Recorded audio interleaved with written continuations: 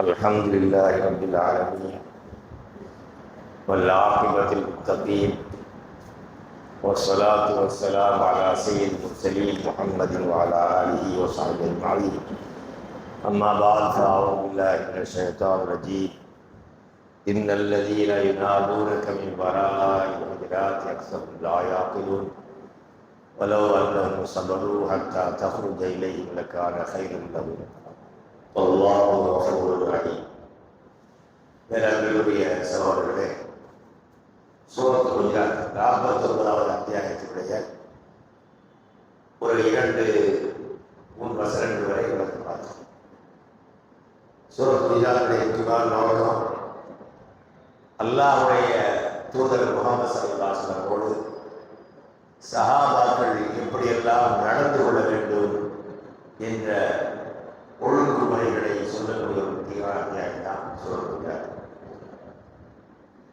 ஏண்டா சஹாபாக்களாக இருந்தவர்களும் சரி, மற்றவர்கள் எல்லா காலத்திலையும் செய்யக்கூடிய மார்க்க விஷயங்களை தெரியாமலேயே செய்திருக்கிறான். உதாரணத்துக்கு தொழுகை வரும் சஃப், தொழுகையில சஃப்ல எங்க நிற்கணும், எங்க ஆரம்பிக்கணும்,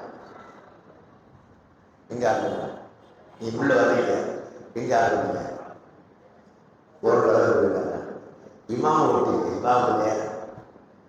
இமாமுக்கு அடுத்து அப்படி வளர்க்கணும். அதுக்கப்புறம் என்ன பண்ணணும், சரி இடையில ஒரு ஆள் போயிட்டாலும் வச்சுக்கோங்க, அந்த இடம் அப்படியே கேட்பாங்க இருந்தாங்கன்னா சேரக்கூடாது, பக்தி அடிக்கிறது கவலைக்கூடாது கிடையாது, சேர்ந்து இடைவெளி இருக்கிறாங்க. என்ற ரசூல் என்ன சொல்றாங்க, முதல்ல அபூ மஸ்ஊத் ரலியல்லாஹு அவர்கள் தொழுகைக்கு நின்றாங்க. சஃப்ல நின்றுட்டு காமத் சொன்ன உடனே தொழுகைக்காக திரும்பி பார்த்துட்டாங்க. நான் இப்பொழுது உங்களை பார்க்கிறேன், சஃப்களை நீங்கள் இடைவெளி விட்டு நிற்பதை நான் காண்கிறேன். நபி ஸல்லல்லாஹு அலைஹி வஸல்லம் சொன்னார்கள், நீங்கள் வரிசையில் இருக்கிற போது இடைவெளி விட்டு நின்றீர்களானால் உங்களுடைய உள்ளத்தில் பிணக்கு ஏற்படும், ஒரு இணக்கமான சூழ்நிலை ஏற்படாது. இப்போ தொழுகையின் மூலமாக உள்ளத்தில் செய்யணும் இணக்கம், ஒரு அன்பு, பண்பு, ஒரு பிடிப்பு வரணும். ஆனால் அது வராது. நீங்கள் இடைவெளி இருக்கிறதால உள்ளத்தில் பிணக்கு தான் வரும், வெறுப்பு தான் வரும். வேறு பள்ளியை சொல்லக்கூடியவங்க மத்தியோட என்னுடைய அன்பு இருக்காது. அப்போ இதெல்லாம் நம்ம கவனத்தில் கொள்ளணும்.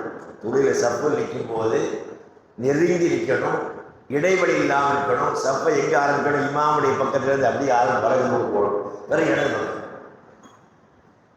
சமயத்துக்கு தெரிஞ்சவங்க எனக்கு தெரியும், என் பக்கத்தில் நிற்கிறவங்க இடைவெளி நிற்கிறாரு, இழுத்து விட்டுக்கணும், இழுத்து விட்டுக்கணும். அப்புறம் எப்படி அது தப்பு கிடையாது. பின்னால் நிற்கிறாங்க அவங்க தள்ளி விட்டுக்கணும். சிலர் அதெல்லாம் தப்பு நினைக்கிறாங்க. எது தப்பு, இடைவெளி விட்டு நிற்கிறது தான் தப்பு. அதனால நான் என்ன சொல்றாலும் எந்த ஒரு விஷயத்தையுமே இஸ்லாம் என்ற பார்வையை தெரிஞ்சு செய்யறதே இல்லை. ஆனால் அடிக்கடி ஒரு சொல்ல படிக்கணும். எனது குஜராத்துடைய அத்தியாயமும் முழுக்க அந்த சஹாபாக்கள் ஆரம்ப காலத்தில் நபியோடு இருந்த வாழ்க்கையுடைய பற்று தொடர்பு எப்படி இருக்க வேண்டும் என்று தெரியாதனால அதை பற்றி அந்த நிறைய சொல்லலாம். அதுலேயும் மக்களில் 2 வகையான மக்கள் எல்லா இடங்களிலும் இருக்கிறாங்க. கிராமத்தில் வாழக்கூடியவர்களும் நகரத்தில் வாழக்கூடியவர்களும். இப்போலாம் நம்ம கோச்சிச்சு எல்லாம் நகரம் மாதிரி ஆயிடுச்சு. பிறகு அந்த பட்டிக்காட்டில் உள்ள அந்த அரபிய தமிழை சேர்த்து கொண்டு சொல்லுவாங்க. பட்டிக்காட்டு ஜாயிஸாவும் கிராமத்தில் ஆலிசாவும் சாப்பிடுவாங்க. பட்டிக்காட்டு ஆலிசாவும் கிராமத்தில் உள்ள பட்டிக்காட்டில் உள்ள ஆலிசாவும் நகரத்தில் உள்ள ஜாகிலும் ஒன்றா. விவரம் இல்லாமல் நகரத்தில் இருந்தால் கூட பட்டிக்காட்டில் படித்தவரோட நல்லா இருக்கும் அப்படி பழமொழி சொல்லுவாங்க. ஆரம்பத்தில் அப்படின்னு நபி ஸல்லல்லாஹு அலைஹி வஸல்லம் பழகக்கூடியவங்களில் கிராமத்தில் மக்கள் இருந்தாங்க, நகரத்துப்புற மக்கள் இருந்தாங்க. அந்த கிராமத்துப்புற மக்களுடைய அணுகுமுறைகள் சில வித்தியாசங்கள் இருந்தன. அதெல்லாம் நான் சொல்லி காட்டலாம்.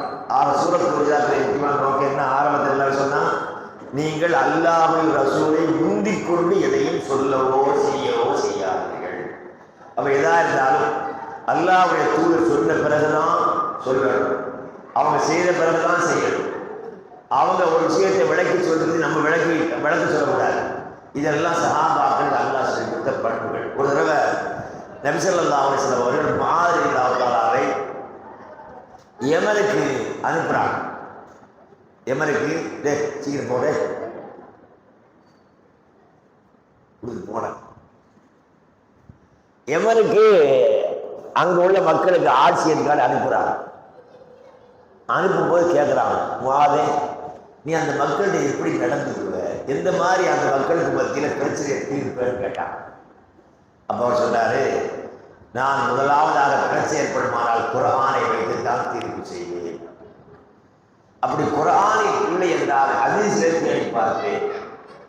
குர்ஆனையும் ஹதீஸையும் தேடிப்பார் எனக்கு கிடைக்கவில்லை என்றால் குர்ஆனையும் ஹதீஸையும் வைத்து அதன் மூலமாக முயற்சி செய்து நான் பதில் சொல்வேன் சொன்னார்.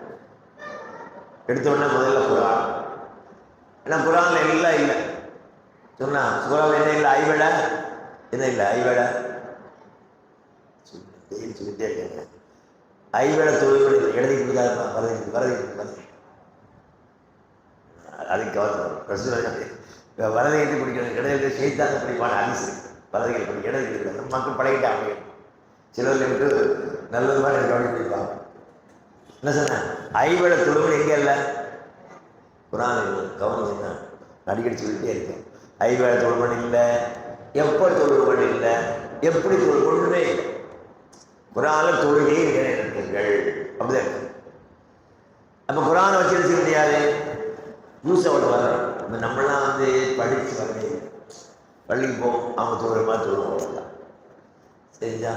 அதனால் நமக்கு என்ன செய்யலாம்? அது விளங்கலை. புதுசாக ஒன்று வர செய்யலாம். அவர் இஸ்லாத்துக்கு அடுத்து என்ன சொல்லுவாங்க? தொழுகணும் அப்படின்னா என்னன்னு கேட்பாங்க. அப்போ ஐவேளை தொழுகணும், அது எங்கே ஏன் சொல்லணும்? அவங்க என்ன நம்ம குர்ஆன் மட்டும் சொல்ல முடியாது. குர்ஆன் என்ன இல்லை? என்ன இல்லை? ஐவேளை தொழுகணும் இல்லை, வேற இன்னும் இல்லை. எப்போ தொழுகணும், எப்படி பொண்ணுமே தொழுகை நிறைவேற்றுங்கள் மட்டும்தான். அப்போ குர்ஆனை ஒருத்தர் கவனமாக படித்தா இதையும் சேர்த்து படிக்க வேண்டி வந்துடும். ஹதீஸ் நம்ம படிக்க ஆரம்பித்தா கொஞ்சம் போய் சொல்லுங்க. யாராவது படிச்சிங்களா? கூடு தட்டி பார்த்தீங்களா? இங்கே இருக்கும்போது ஞாபகம் வெளியே போடுறேன். நம்ம கூட்டாக விட மாட்டோம். வேற எல்லா விஷயம் கவனம், இது நம்ம கவனம் வராது. கொஞ்சம் முயற்சி எடுக்குங்க. படித்தா தான் நம்ம உண்மையிலே முஸ்லிம். குர்ஆனை படிக்காமல் நம்ம முஸ்லிம் வச்சுக்கல மருந்தையாக ஏமாந்து நீ படிக்கலாம். எதை படிக்க முடியாது? எதை படிக்க சொல்லுங்க.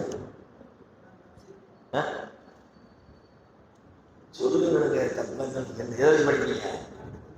கூகுளில் இன்னைக்கு பெரிய அதிசயம் கூகுள் தான். இன்னைக்கு டெஸ்ட் பண்ணுங்களேன், நபி வழி தொழுகை அப்படின்னு அடிச்சு பாருங்க தெரியும்.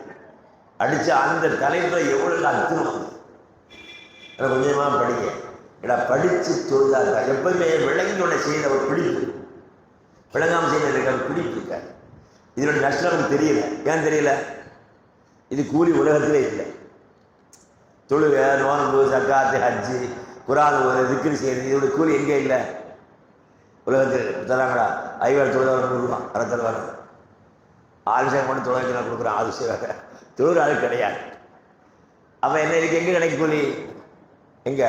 மறுமையில். அதனால தான் நம்ம செய்யக்கூடிய இந்த வணக்க வழிபாடுகளுடைய மதிப்பு நமக்கு தெரியல. மறுமையில் வந்து அல்ல அவன் தொழுகையில் என்ன செய்யறோம்? என்ன ஆகும்? எவ்வளோ பெரிய கஷ்டம். நான் உங்களுக்கு சொன்னேன். தொழுதாளர் ரசூல் என்ன சொன்னாங்க? வந்தாளர் ரசூல் என்ன சொன்னாங்க? ஒன்றுமே ஞாபகம் இல்லையோ? ஒரு சஹாபி ரசூலாட்ட அஸ்ஸலாமு அலைக்கும்னு சொன்னார். ரசூல் அலைக்கும் சொல்லி என்ன சொன்னாங்க? நல்லா கேட்குறேன் டெய்லி. ஞாபகம் இல்லையா? ஞாபகம் ஏன்னா கேட்கறதுக்காக விட்டுறக்கூடாது. ஒரு ஐஸ்வர்ய ஞாபகம் இருக்கா? ரசூல் என்ன சொன்னாங்க? என்னுடைய வாயில் வருகிற விஷயத்தை காதில் கேட்டு உள்ளத்தில் பதித்து அதை செயல்படுத்தி பிறருக்கும் செல்லக்கூடிய மக்களுடைய வாழ்க்கையை செழிப்பாக ஆக்கி அல்லாஹ் பாசிரம். நம்ம வாழ்க்கையில் நல்ல செழிப்பு ஏற்படுறதுக்கு முக்கியம் என்னது? குர்ஆன் அரசியல் செய்யணும். காதில் கேட்டு மனசில் பதிவு வச்சு அதை நம்முடைய வாழ்க்கையில் செயல்படும். கொஞ்சம் முயற்சி பண்ணுங்கண்ணா. குறைஞ்சது ஒரு ஆயத்து படிக்கீங்க. ஒரு ஆயத்து படி கஷ்டமே கிடையாது. இப்போ அல்ஹம்துலில்லாஹ் ரப்பில் ஆலமீன் ஒரு ஆயத்து. அல்ஹம்து ஆ இல் ஹா இல் து அம்தா 5 எழுத்து. எத்தனை நன்மை? சத்தமும் சொல்லிருந்தா 50 நன்மை. லில்லாஹில் அது மாதிரி 5 100 நன்மை. கணக்கு பார்க்கணுங்க. இந்த கணக்கு எங்கே கிடைக்கும்? வருது அபரிதமான நன்மை கிடைக்கும். அர்த்தம் தெரியும். அல்ஹம்துலில்லாஹ் போடல அல்லாஹ்வுக்கு. அப்போ அர்த்தம் தெரிஞ்சிருச்சு நம்ம படிக்க முயற்சி. அப்போ தான் அதனுடைய வெயிட், அதனுடைய நன்மை நாளைக்கு நன்மையில் அல்ல இடத்துல நாம் பெற முடியும். இல்லைன்னா அங்கே போய் ஒரு தொழுகை சரியில்லைன்னா சொன்னாங்க, என் தொழிலாளர் பற்றி சொன்னாங்க, நிச்சயமா நீ தொழ வேண்டாம். தொழலன்னு சொல்றாங்க, அழுத்துறாங்க. அரபியில் வந்து இன்னுங்கிற வார்த்தை வந்து தொழில் நிறைய இருக்கு. இன்னொன்று அழுத்துறது, நிச்சயமா சொல்றப்பா நீ தொழல அப்படிங்கிற. அவன் 3 தடவை தொழுதாரு. என்ன செய்யலை, நான் ஒழுங்காக தான் தொழுதான்னு கேட்கவே இல்லை. போனால் சொல்லுவார், போனால் 3 தடவை செய்தார். அப்போ ரசூலுல்லாஹ் 3ஆவது தடவை கேட்டார், எப்படின்ட்டு. நான் தொழுது தான் நான் வரேன், தொழலாம் கிடைக்கல, அல்ல அவங்க திரும்பி செய்யட்டு ஏன்னு கேட்டேன். அப்போ தான் ரசூலுல்லாஹ் சொன்னான், தொழுகை டக்குன்னு முடிக்காத, அல்லாஹ் கையை கட்டியா, ஓத வேண்டியது ஓதணும். அது மாதிரி ருக்கு போறியா, எழுந்திருக்கிறியா, உறுப்புகள்லாம் ஆடாமல் அசையாங்க. சில பேர் சமியல்லாஹு லிமன் அல்லாஹ் போயிடும், அப்படி போகக்கூடாது. சரியா? அனபியில் நிறைய சமியல்லாஹு லிமன் நம்ம சொன்ன உடனே அடுத்த சத்தம் பள்ளி டாம் சத்தம் என்ன செய்வாங்க, சுஜூர் விழுந்துவாங்க. அல்லாஹ் அக்பர். அவங்க என்ன சமியல்லாஹு சொன்னா போ, ரப்பனா லக்கல் ஹம்து சொல்லணும்னு நினைக்கிறாங்க. நிறைய துஆக்கள் ரப்பனா லக்கல் ஹம்து மில்ல ஸமாவாதி மில்லல் மாஷீத் பாம் நிறைய சொல்றாங்க. அப்போ நிறைய துஆக்கள் திக்ரோட நிறைய சொல்றாங்க, அதை நம்ம படிக்கணும். அப்போ இந்த மாதிரி ஒவ்வொரு விஷயங்களையும் தெரிஞ்சு நம்ம படிக்கும்போது நம்ம உள்ளத்தில் வந்து பிடிப்பு ஏற்படும். நாளை மறுமையில் தொழுகின் மூலம் நமக்கு நன்மை கிடைக்கும். அதை இன்ஷா அல்லாஹ் செய்யுங்க. முயற்சி எப்படி செய்யுங்களா? எதை பார்க்க போறியா? எதை? கூகுள். வேற இன்னைக்கு படிக்கிற ஈஸிங்க. மொபைல் இல்லாத ஆளே கிடையாது. எல்லாரும் மொபைலோட தான் காத்து கழிக்கிறாங்க. யார்கிட்டையும் பேசுறதுலாம் இல்லை. இப்போ வீட்டுக்குள்ள வந்து அசலாம் வாங்க இருங்க அப்படின்னு சொல்லிட்டு மொபைல் பார்த்துக்கிறாங்க. வந்தாலோட பேச மாட்டேங்கிறாங்க. அந்த அளவுக்கு மொபைல் போயிடும். அதனால கொஞ்சம் மொபைலை தட்டுங்க. எப்படி சொல்ல போறிய? என்ன எழுதணும்? நபி வழி தொழுகை. நீ அடிச்சு இன்னைக்கு பார்க்குறீங்க சார், நாளைக்கு நான் இருப்பேன். என்ன கேட்ட பதில் சொல்ற மாதிரி யாராக இருக்கணும் பார்ப்போம். நபி வழித்தில் அடிச்சு வச்சிங்கன்னா தக்பீர் தஹ்ரீமான்னு வந்துடும். நம்ம கூட்டாளி விடவே மாட்டாங்க. நம்மளை எப்படியாவது மாற்ற ஆசைப்படுவாங்க தவிர நல்ல வழிபட மாட்டோம். மீறி படிக்கணும். நீ எனக்கு செய்தியில் விரோதிடா கொஞ்சம் விட மாட்டேன், எடுத்து நபி வழித்தில் அடிச்சு படிக்க ஆரம்பிச்சு போயிடுவான். இல்லைன்னா போக மாட்டான். அதனால் இன்ஷா அல்லாஹ் நாளைக்கு முயற்சி செய்து கொஞ்சம் கொஞ்சமாக படிக்கிறோம். அப்போ படித்து தொழுதால் தான் நாளைக்கு மருந்தில் தொழுது கிடைக்கும். அதனால் சஹாபாக்கள்கிட்ட ஆரம்ப காலத்தில் அல்லாஹ்வுடைய தூதரோடு எப்படி நடந்து கொள்ளணும்னு தெரியல. அத்தியாயங்கள் 2 வகையாக சொன்னேன். ஒன்று மக்கி, இன்னொன்று மதனி. ஞாபகா சொன்னது மக்கி சொல்லி பழகு, மக்கி மதனி. எப்படி சத்தம் சொல்லிப்பா? சத்தம் முடிய மாட்டேங்க. நான் ஒன்று மாதிரி பேசுகிறேன், பயமலை எல்லாம் எழுந்து போயிடுவான். மக்கி மதனி. மக்கின்னு அர்த்தம் மக்காவை சார்ந்தது, மதனினா மதீனாவை சார்ந்தது. அந்த அர்த்தம் இல்லை. ஹிஜ்ரத்துக்கு முந்தி மக்காவில் ரசூலுல்லாஹ் ஹிஜ்ரத்துக்கு போகும்போது இறங்கின ஆயத்துக்கு போகிற இல்லை மக்கின்னு சொல்லுவாங்க. அது தாயில் இறங்கினாலும் சரி தான், ஜித்தாவில் இறங்கினாலும் சரி. ரசூலுல்லாஹ் பல இடத்துல வச்சு இறங்கியிருக்கு. எங்கே மட்டும் இறங்கலை? மக்கா விளங்க நான் சொல்கிறது, மக்காவிலேயே மதீனா இருக்கு மட்டும் இறங்கலை. எங்கெல்லாமோ போனாங்க, நிறைய இடங்கள் அங்கெல்லாம் இறங்கிச்சு. அப்போ எப்படி விளங்கணும்? ஹிஜ்ரத்துக்கு முந்தி இறங்கினா அது பேர் மக்கி, ஹிஜ்ரத்துக்கு பிறகு இறங்கினா மதனி. சரிதா? சொல்லி பாருங்க. இது முந்தி இறங்கினது, பின் இறங்கினா மதனி. அப்போ 2 வகையாக பிரிச்சுக்காங்க. ஆனால் பெரும்பாலும் ஆலிஷா மக்களும் மக்கால் இறங்குறாது, மதீனா அப்படி அடிப்பாங்க இல்லை. சரிதா? ஹிஜ்ரத்துக்கு முந்தி இறங்கினா மக்கி, இது பிற இறங்கினா மதனி. இந்த ஆயத்து இந்த சூறா இது மதனி. நீ பார்த்தாலே புரிஞ்சிடலாம். மதனில் உள்ள பூரா ஒழுக்கங்கள், வணக்கங்கள், சட்டங்கள். அங்கெல்லாம் பொதுவாக வணங்குங்க, இப்படி வாழும் மட்டும்தான் இருக்கு. மக்காவில் அதிகம் சட்டம் வரல. அதனால மதீனா இந்த ஆயத்து குஜராத் ஆயத்தை ஆரம்பித்து கடைசி வரைக்கும் படித்து பார்த்தா அல்லாஹ்வுடைய தூதரோடு எப்படி நடந்து கொள்ள வேண்டிய ஒழுங்குமுறை சொல்கிறான். என்ன செய்வாங்க? இஷ்டம் போல சொல்லிடுவாங்க. அதுக்காக அப்போ என்ன சொன்னாரு? நான் குரானை வைத்து தீர்ப்பு செய்வேன். அடுத்து குரானை கிடைக்காட்டான், குரானை பார்க்குற எல்லாம் கிடைக்கல. அப்போ ஐவேளை தொழுகணும். எனக்கு குரான் ஒரு ஆயத்தான் நான் கேட்குறேன்னு வச்சுக்கலேன், நான் குரானில் சொல்ல முடியுமா? இல்லைங்க, குரானில் இல்லைங்க. ஏன்னா எல்லாம் குரானில் வரல, வேற ஹதீஸ் இருக்குது, ஹதீஸ் இருக்காங்க. இப்போ குரான்லேயும் இல்லை, ஹதீஸும் இல்லை. நவீன பிரச்சனைகள், ஒரு கேமரா வைக்கலாமா, அதுக்கு அந்த என்னது மொபைல் வச்சு எடுக்கலாமா, குரான் ஹதீஸ் சொல்ல முடியுமா? குரான் ஹதீஸ் எனக்கு ஆதாரம் சொல்ல முடியுமா? முடியாது. அப்போ என்ன செய்வோம்னால் நன்மையான காரியங்கள் ஒரு உதவி செய்து கொள்ளுங்கள் அப்படின்னு குரான் வசனம். அதை வச்சு பார்த்து ஒரு நன்மை இருக்குது. என்ன நன்மை இருக்குது? நம்ம போன பிறகு செய்திகளை எடுத்து பார்த்துக்கலாம், அதை பிறகு அனுப்பிக்கலாம். அப்போ என்ன செய்யணும்? குரானில் இல்லை, ஹதீஸ்லேயும் கிடைக்கல. அப்போ கொஞ்சம் முயற்சி செய்து என்ன செய்யணும்? குரான் ஹதீஸ் சும்மா நம்ம சுய விஷயத்துக்கு இல்லை, குரான் ஹதீஸ் முயற்சி செஞ்சு பார்த்து பதில் சொல்லணும். அப்படி அவர் சொன்னோன்னு ரசூலுல்லாஹ் சொன்னாங்க, அல்ஹம்துலில்லாஹ் வஃபக ரசூல ரசூலில்லாஹ். என்ன எனக்கு அல்லாஹ்வுடைய தூதரா என்னுடைய தூதருக்கு அல்லாஹ் நல்லுதவி செய்ததற்கு அல்லாஹ்வுக்கு எல்லா புகழும். ஏன் அப்படி சொன்னாங்கண்டா, அவர் எடுத்தோடனே என்ன சொன்னார், அல்லாஹ் குரானை பார்ப்பேன்டார். அதுக்கு அடுத்து தான் நான் முயற்சி செய்வேன். எடுத்தோடனே நான் என்னுடைய அறிவை சொல்லின்னு சொல்லலை. அப்போ அல்லாஹ் ரசூலுக்கு பிறகுதான் இது, அல்லாஹ் ரசூல் முந்தின்னு சொல்ல மாட்டேங்கிற அடுத்தால் இருக்கு. அப்போ இந்த ஆயத்தை வச்சு பார்க்கும்போது அல்லாஹ் ரசூல் முந்தாதீங்கண்டா மார்க்க விஷயங்களை சொல்வதிலும் வணக்க வழிபாடுகளும் கேள்வி எதுவாக இருந்தாலும் அல்லாஹ் சொன்னானா ரசூலா சொல்லிருக்கானா என்று தெரிஞ்சு சொல்லணும், தெரியாமல் செய்யக்கூடாது. சொல்லக்கூடாது சொல்லிட்டு என்ன அர்த்தம், அல்லாஹ்வையும் ரசூலையும் முந்திக்கணும். ரெண்டாவது ரசூல் சொல்லா இருக்கிற காலத்தை அவங்களோட என்ன சொல்லக்கூடாது, அவங்களுக்கு மேலே சத்தத்தை உயர்த்தி பேசக்கூடாது. ரெண்டாவது அது சம்பவங்கள் பார்த்துக்கணும். அதுக்கு அடுத்து அல்லாஹ் என்ன சொல்கிறான்டா, அந்த 2:3 அவசரத்தில் யாரெல்லாம் சத்தத்தை குறைத்து கொண்டால் உள்ளத்தில் இறையச்சம் இருக்கிறது எல்லாம் சோதித்து பார்த்து விட்டான். அவன் சத்தத்தை குறைக்கிறது என்னதான், அதுக்கு பேர் என்னதான், இறையச்சம் தான். அப்போ இறையச்சம் நேற்று விளக்கம் சொன்னேன், யாருக்கா சொல்ல தெரியுமா, அல்லாஹ்வுடைய அச்சம் தக்குவா அப்படின்னு அர்த்தம். கொஞ்சம் படிங்க, என்ன அடுத்த ஆள் சொல்லணும், அப்படிதான் பாருங்க. இறையச்சம் சொன்னா அல்லாஹ்வும் ரசூலும் எதை எப்படி சொல்லணும் செய்யணும், அதுதான். இப்போ சுபானந்தா எத்தனை சொல்லணும், 30 பேர் எதை சொல்லணும், 30. அதே கொஞ்சம் கம்மியாக இருக்க, ஒரு நிமிஷத்தில் 100 சொல்லிடலாம். ஆனால் சுமார் 100 சொல்லுவேன். அப்படி யாரும் சொல்லுவாங்களா, சொல்லக்கூடாது. அப்படி சொன்னால் அவன் யாரை முந்திட்டான், ரசூல்லா. ரசூலை முந்தினா யாரை முந்தின யாரும் அல்லாஹ்வை. இதுதான். அப்போ எந்த விஷயமா இருந்தாலும் அல்லாஹ் ரசூல் சொன்னது மேலே சொன்ன முந்தி எதுவுமே செய்யக்கூடாது.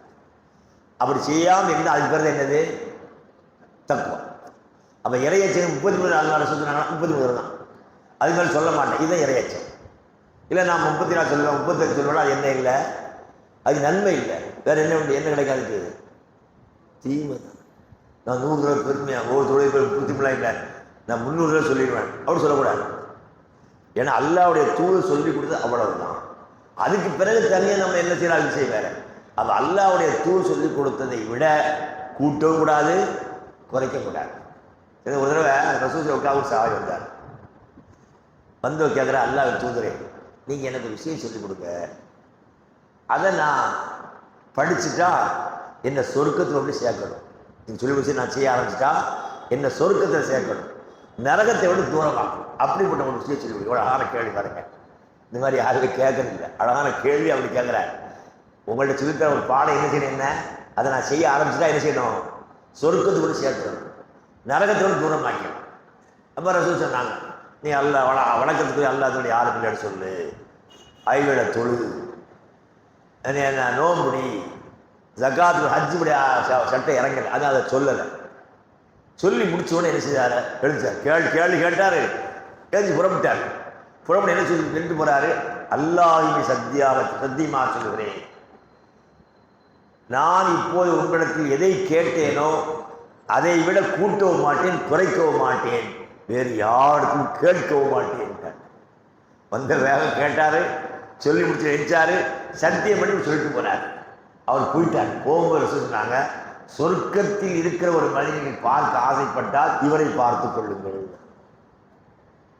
அவர் தொழுந்தாரா, இல்லைங்க, இதெல்லாம் கேட்டு போறாரு. தொழலை, நோம்பு பிடிக்கல, ஒன்று ரசூலுல்லாஹ் சொல்றாங்க, சொர்க்கவாசி.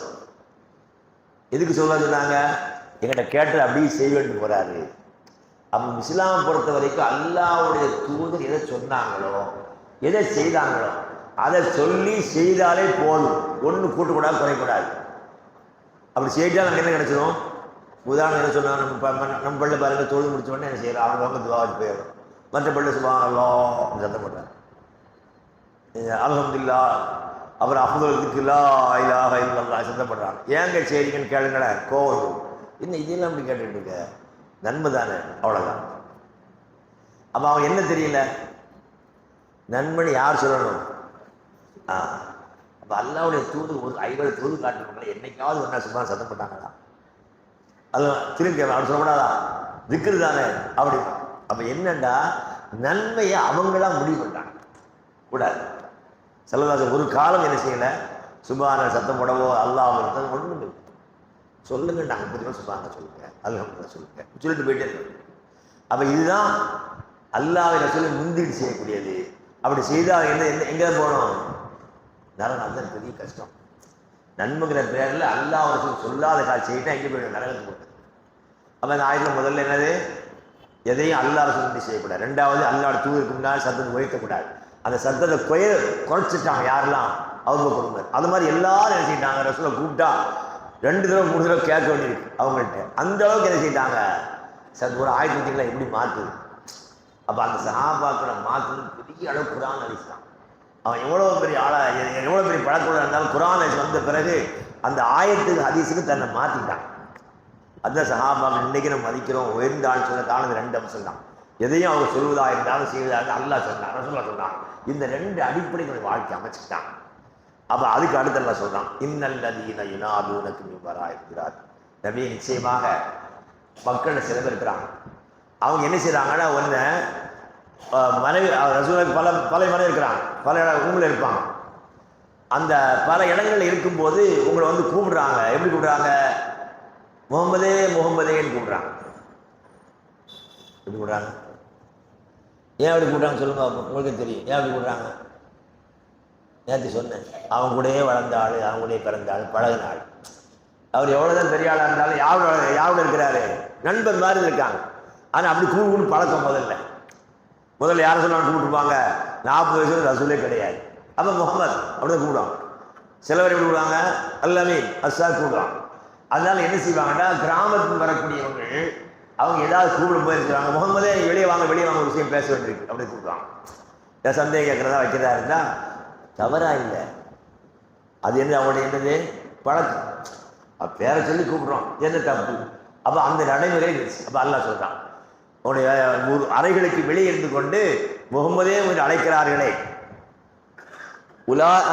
அவர்கள் தன்னுடைய நீங்கள் வெளியே வருகிற வரை பொறுமையாக அழைக்காம, பேரை சொல்லி அழைக்காம எப்படி அழைக்கணும்? யாரை சொல்லலாம்? அல்லாஹ்வுடைய தூதரே. எப்படி முகமதை கூப்பிடாதீங்க, அது அவர் வர்ற வரைக்கும் பொறுமையாக வாங்க வெளியே அவர் கூப்பிடுவாங்களாம். மரியாதை குறைவா இல்லை. அவங்க நினைக்கல. அவங்க என்ன நினைக்கிறாங்க? நம்ம ஒரு விஷயம் கேட்கணும், வந்ததில் கேட்க முடியும், வாங்க வாங்க முகமது வெளியே வாங்க ஒரு விஷயம் கேட்க வேண்டியிருக்கு அப்படி சொல்லுவாங்க. அப்போ அல்லாஹ் அதை சேர்ந்து அப்படி சொல்லாதீங்க. அப்போ அவர் யார்? அல்லாஹ்வுடைய தூதர். நீங்கள் நினைச்ச மாதிரி ஆரம்பத்தில் முகமது மட்டும் இருந்தார், அவர் இல்லை. இப்போ அவர் யார்? என்னுடைய தூதராக இருக்கிறார். அதனால் நீங்கள் என்ன செய்யாதீங்க, உங்களில் ஒரு ஆளை பேர் சொல்லி கூப்பிடாதீங்க. அதனால் நீங்கள் செய்ய சத்தமாக முகமது கூப்பிடாதீங்க.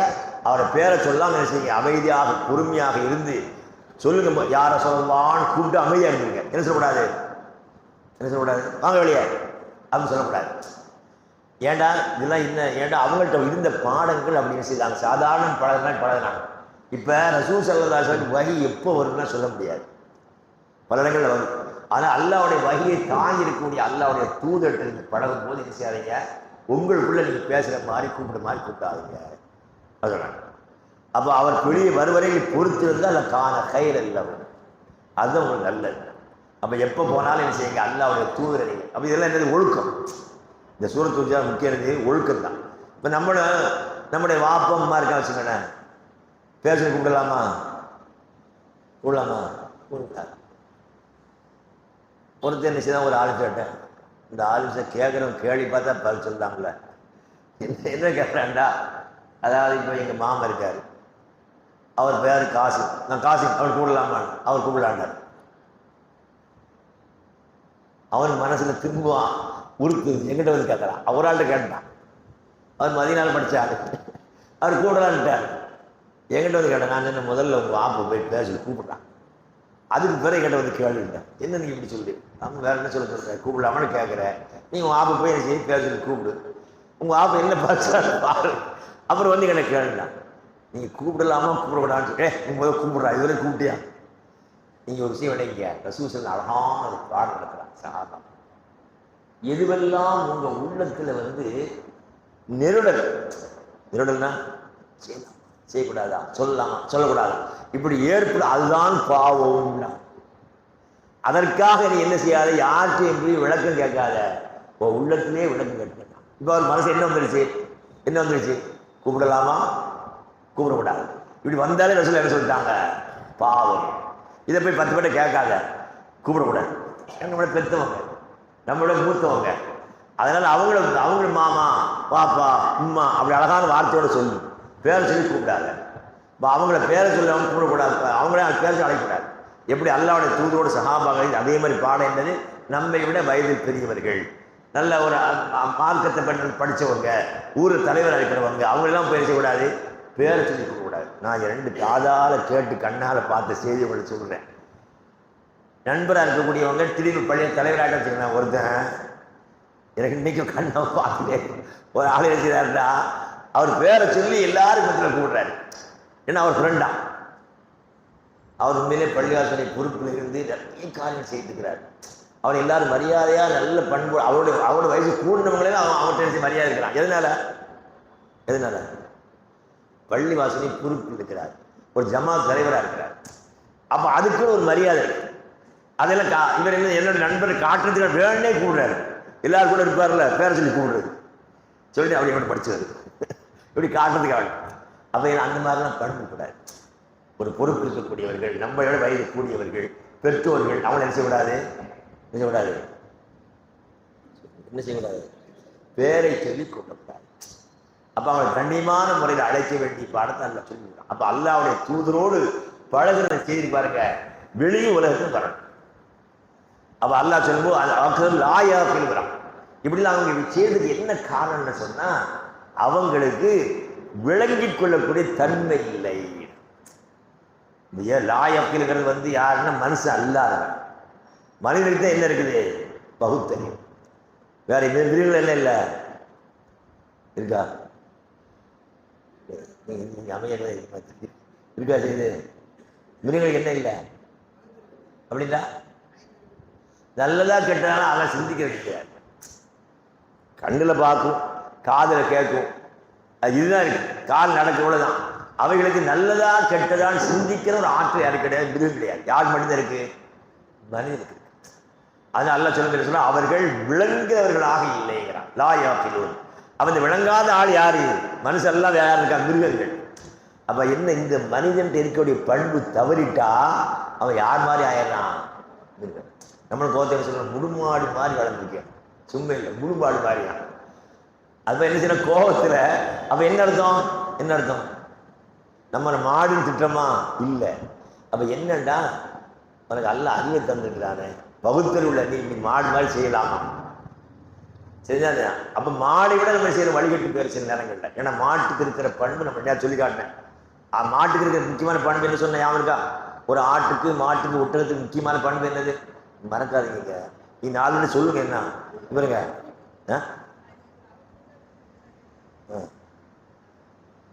வளர்க்குற ஆளை தெரியும்பா, தனக்கு யார் சாப்பாடு தர்றா, யார் வாங்கினா வளர்க்க தெரியும்.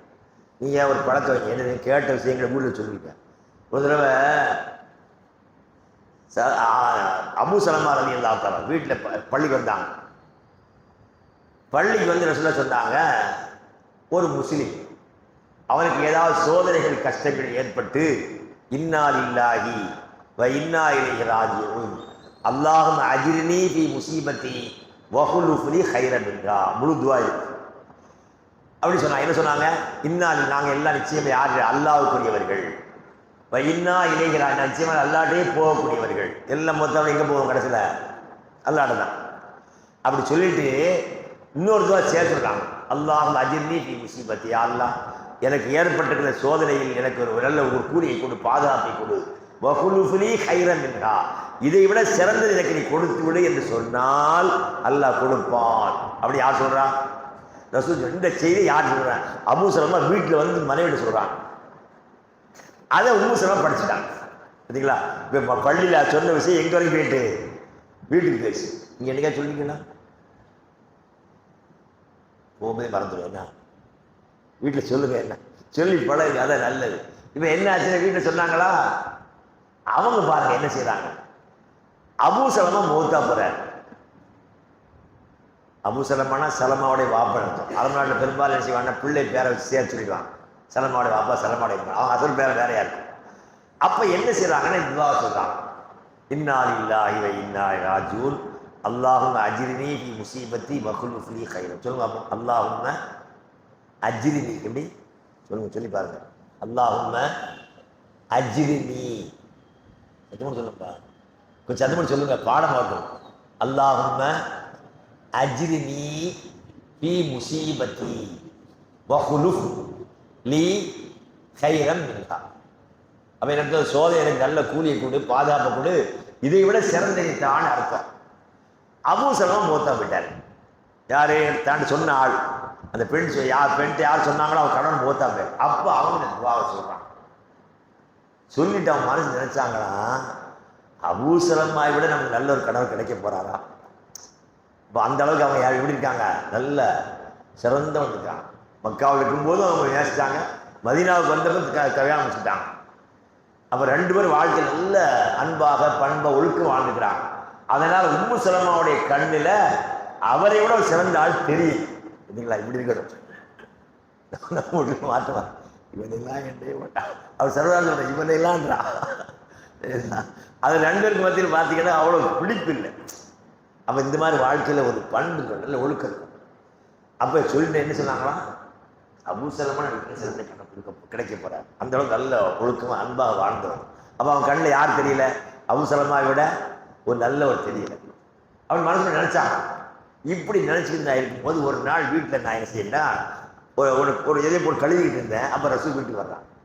யார் வீட்டுக்கு, உம்மு சலமா வீட்டுக்கு வந்து சலாம் சொல்லிட்டு, உம்மு சலமாவே நான் உன்னை மனமுடித்துக் கொள்ளலான்னு நினைக்கிறேன். இது ரசூலுல்லாஹ்க்கு மட்டும் அனுமதி. நம்ம யாரும் செய்யக்கூடாது. ஒரு வீட்டில் போய் உங்கள் போன கல்யாணம் வச்சுக்காத, ஒன்று கல்யாணம் சொல்லக்கூடாது. ஒரு பெண்கிட்ட நேரடியாக சொல்கிற உரிமை கிடையாது.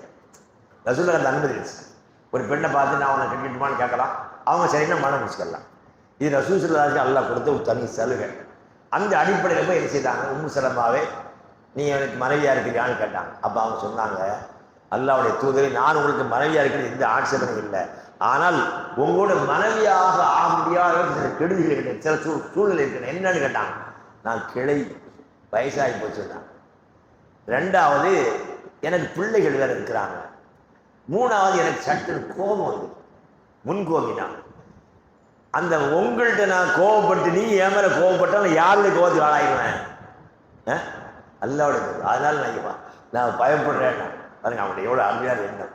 அப்போ ரசூலுல்லாஹ் சொன்னாங்க, நீ 3 விஷயம் சொன்னில்ல, அந்த 2 உங்கள்கிட்ட என்கிட்ட இருக்கு. நான் கிழமை, நீ கிளவினா நான் கிழமை. நம்ம கல்யாணம் வச்சுட்டா அந்த பிள்ளை யார் பிள்ளை ஆகிடும், நம்ம பிள்ளை ஆகிடும். ஓம் பிள்ளை இல்லை, ஏன்னா நம்ம பிள்ளையாடும். இப்போ அதான் 2ஆம் கல்யாணம் பிள்ளை இல்லாத பிள்ளை பார்க்கலாம். என் சொத்துக்கு வாரிட்டு 2 பிள்ளை இல்லாத ரசூலுல்லாஹ் என்ன சொல்லுவாங்க, கல்யாணம் ஓம் பிள்ளை என் பிள்ளை நம்ம பிள்ளைன்னு ஆகிடும். 3வது சொன்னீங்க, நீ எனக்கு மனைவி ஆகிட்டா கோபத்தை எல்லாம் போக்கி விடுவோம். உடனே சொன்னாங்க, அப்படியானால் நான் முழுமையாக சம்மதிக்கிறேன்னு சொல்லி மனைவி ஆகிட்டாங்க. அப்போ சொல்கிறாங்க, அந்த துவாவுடைய பொருளை அல்ல எனக்கு கபூல் ஆக்கி விட்டாங்க. யாரோட சிறந்து கிடைச்சிட்டாங்க, யாரை விட, அபூ சலமாவை விட சிறந்த கடவுள் கிடைச்சிட்டாங்க. அந்த இதை எதுக்கு சொல்றேன், ஏன் சொன்னேன் ஞாபகம் இருக்கா, எதுக்கு சொன்னேன்,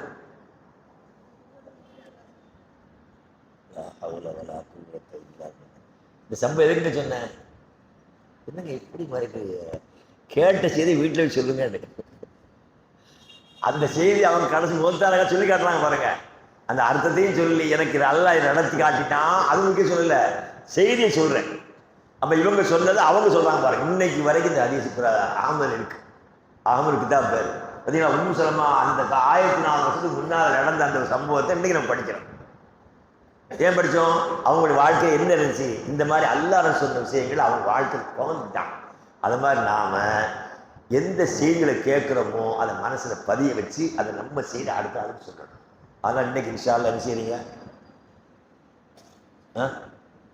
வீட்டில் போய் சொல்றீங்களா, என்ன சொல்றது ஞாபகம் இல்லையே, இதையா சொல்லுங்க.